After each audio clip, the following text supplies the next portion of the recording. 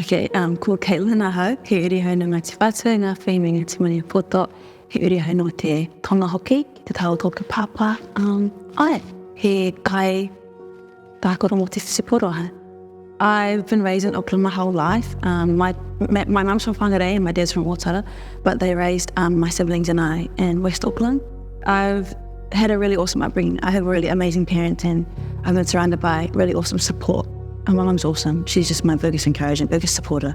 I think everything good about me and everything strong about me comes from my culture. I really draw from that, and I can't, me saying I'm proud to be Māori, it just doesn't do it justice. I'm so passionate about it. Not just Māori, but Polynesian. There's something that I feel like that makes me all I am, and Māori is such a spiritual culture, such a poetic language, and I feel like, because I didn't grow up speaking Māori, I didn't grow up around it, but when I did learn it, it changed my perspective on everything, and definitely settled my like who I am, and made me a lot more, I guess, anxious. The kind of person I was as a teenager, my mental health was really bad. I didn't think I'd be alive, to be honest. That was something that I really was fighting as a teenager, and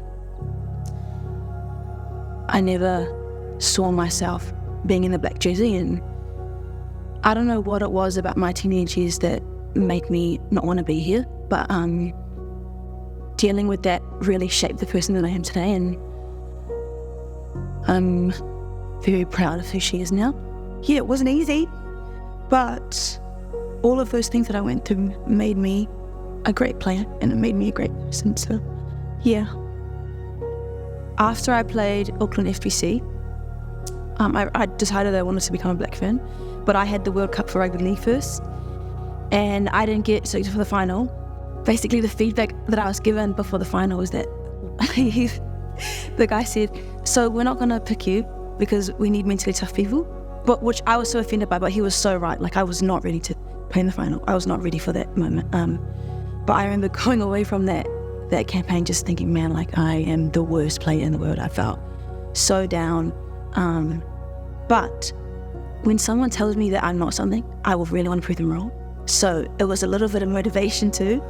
And I remember that pre-season, just like wanting to be the best. And that first year of Black Ferns, my confidence was still really bad. But over that last year, it's grown so much. I think mentally strong looks like having a good cry. I think it looks like venting to people you trust. I think it looks like letting yourself be really upset and just letting it sit and marinate, and it actually makes you feel better afterwards because you really sat in it and you can overcome it. It doesn't have to be trying to just tough it out the whole time. It takes a lot more courage to ask for help than to not ask for it. When I'm going through something, like mentally, I think there's sometimes shame that I feel. But I've learned over time that it really does make a difference in my life if I do ask.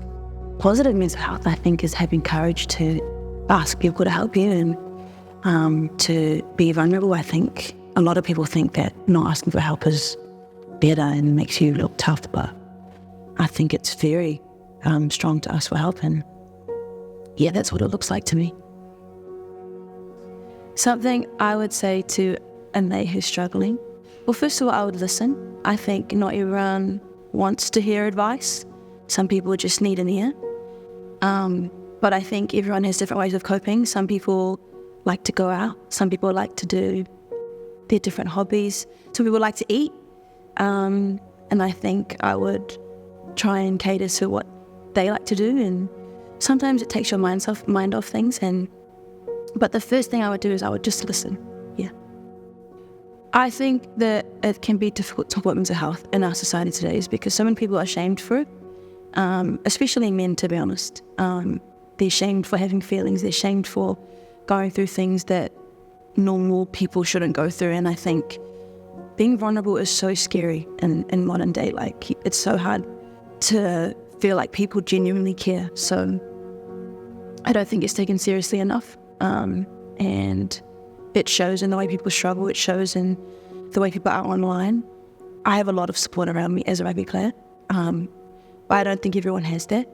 But I do feel like rugby is a very family-driven environment, and I feel like it's a community where people really do care about each other. So, I hope more people play rugby because there's a lot of sport here.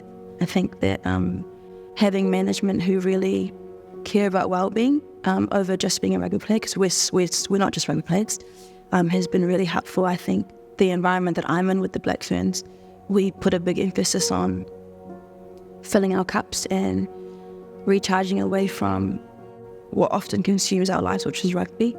I fill my cup by hanging out with my friends. I fill my cup by eating food that I love.